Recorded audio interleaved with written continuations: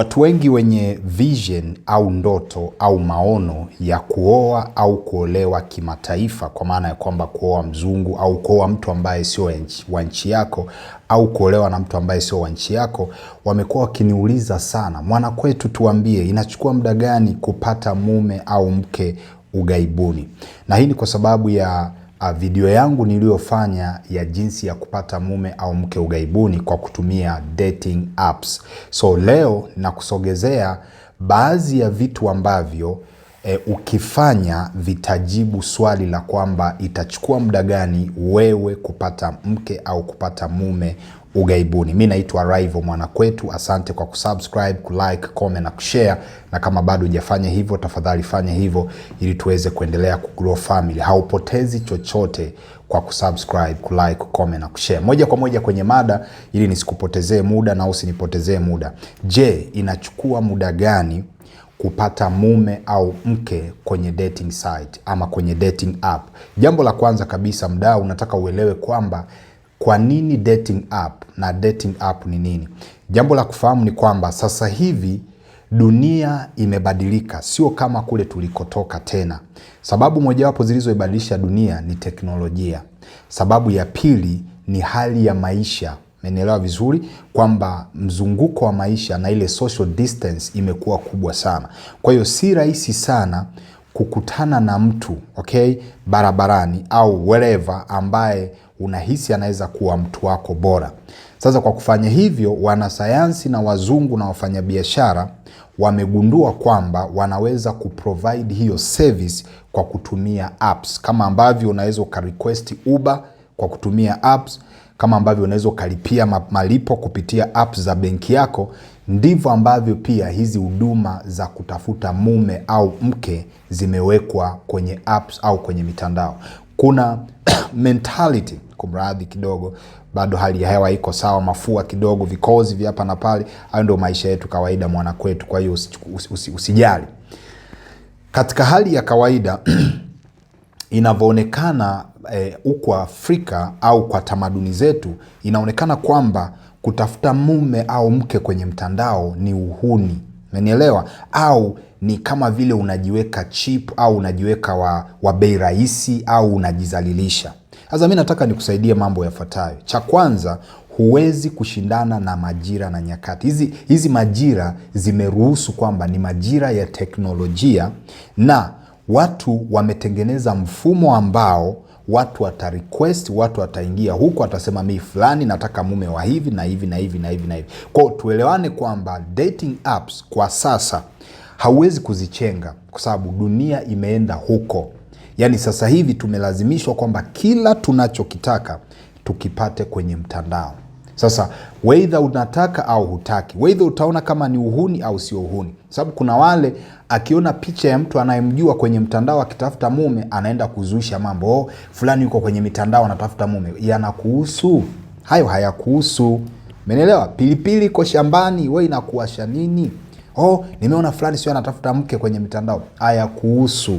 Kaamua kwenda kimataifa, mwacheni aende kimataifa, afate ndoto zake na vision yake. Kwa hiyo leo ninataka nikuchambulie tu uelewe kwamba hizi dating apps ni kitu gani na kwa nini uzitumie kwa wakati huu. Sio lazima. Kuna wale ambao utaamua kuolewa na mwananzengo mwenzio, Mwanakwetu mwenzio, haina neno, lakini pia hata hao Wanakwetu wenyewe siku hizi wapo kwenye mitandao. Kwa hiyo hakuna namna utakwepa dating apps. Sasa basi, kwa kujibu swali la kwamba je, inachukua muda gani mtu kupata mume au mke kupitia dating apps, kuna vitu kama 4 unatakiwa kuzingatia kabla sija kujibu hilo swali. Endelea kuangalia video na kupa. Jambo la kwanza, zingatia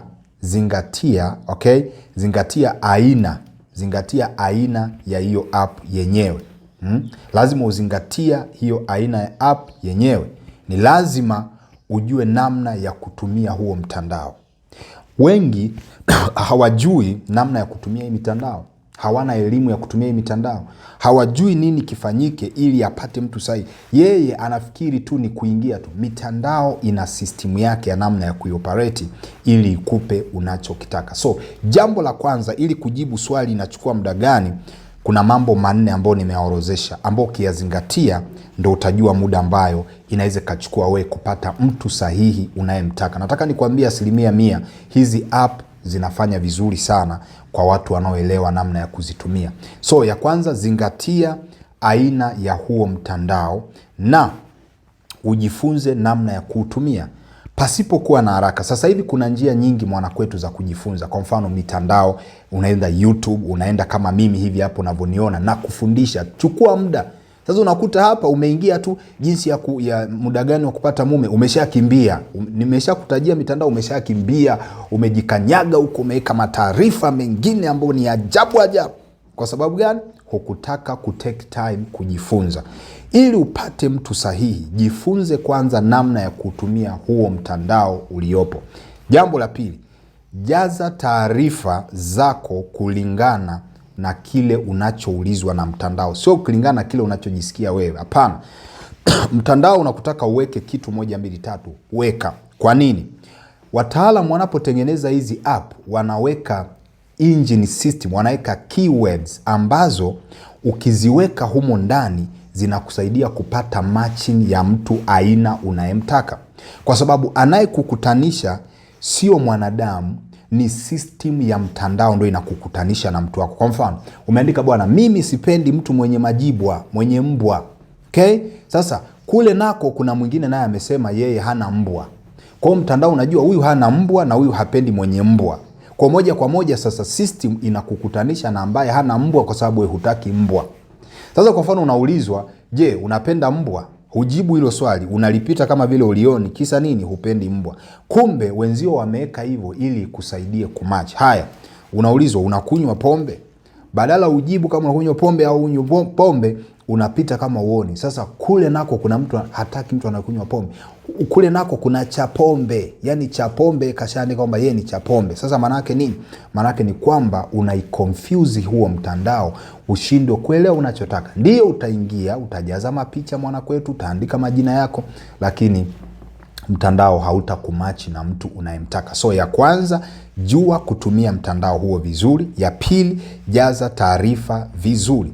Ya tatu, tumia huduma ya malipo. Kwenye hii mitandao ya dating site kuna free versions ambazo sio za kulipia na kuna zile za kulipia. Uzoefu unaonyesha kwamba hizi za free zina kila aina ya mtu yuko humo. Wale watu wote ambao wako humo, wengi hawana hela na wengi hawajitambui. Kwa sababu wewe kama unajitambua, unashindwa nini kulipia dola kadhaa ili uingizwe kwenye premium ambayo hata ukitumiwa message unaweza kujibu. Kuna wengi mejiunga kwenye mitandao ya bure yale, ushatumiwa message, ushapataga mume au mke, kasha kutumia mpaka inbox. Unaziona tu kwamba umetumiwa inbox na hauwezi kuzisoma. Kwa sababu gani? Kwa sababu bado umejifanya wewe ni wa bei ya chini, hutaki upgrade. Mimi naitwa Mwanakwetu, asante kwa kutazama Rival TV. YouTube napatikana kama Rival TV, TikTok napatikana kama Rival TV, Instagram napatikana kama Rival.tv na Twitter napatikana kama Rival TV. Kama huja subscribe kwenye channel yangu ya YouTube, sijui unasubiri nini, kwa sababu hapa ni mahali pekee tunapoongea masuala ya kimataifa. Hata hizi ni masuala ya kimataifa kwa sababu hizi dating apps ni za kimataifa. Kwa hiyo unajifunza vitu kila siku hapa ili kuchanua ubongo wako. Swala la mwisho, jipe muda, ambao sasa hii ndo wanajibu inachukua muda gani mtu kupata mwanaume, ni kwamba cha kwanza ujue kutumia mtandao vizuri. Chukua muda kidogo kujifunza huo mtandao kupitia YouTube, unaandika tu how to use whatever, inakuja hapo unajifunza. Ya pili, jaza taarifa sahihi kabisa kulingana na ulichoombwa na huo mtandao. Ya tatu, lipia huo mtandao, usitumie version za bure. Ya nne, sasa jipe muda angalau miezi hii 3. Kwa hiyo kama ukiniuliza mimi Mwanakwetu nitatumia muda gani angalau kupata mtu wangu sahihi, nitakwambia miezi 3. Baada ya kujaza hizi taarifa sahihi, mfumo unaanza kukutafutia sasa wachumba, waume, wanawake, yani wa kutosha wanakuwepo humo. Wewe sasa unaanza kucheki picha zao, una zoom in, una zoom out mpaka uone kwamba huyu ndiye yule ambaye mimi ninamtaka. Ukishamuona hivyo, una match, una click match, unaanza kuchat, hey mambo, habari, mimi naitwa fulani. Hivyo kwa kipindi cha miezi 3 angalau, katika watu 100 ambao utakuwa umechati nao, lazima kuna wawili au watatu ambao tayari umeona kabisa huyu inaweza kwenda naye mbali katika safari ya maisha.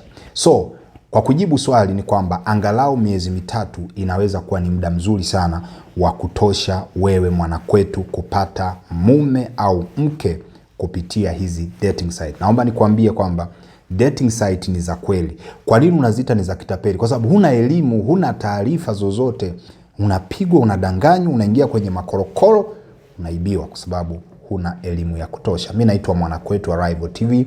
Asante kwa kusubscribe, kulike, kucomment na kushare.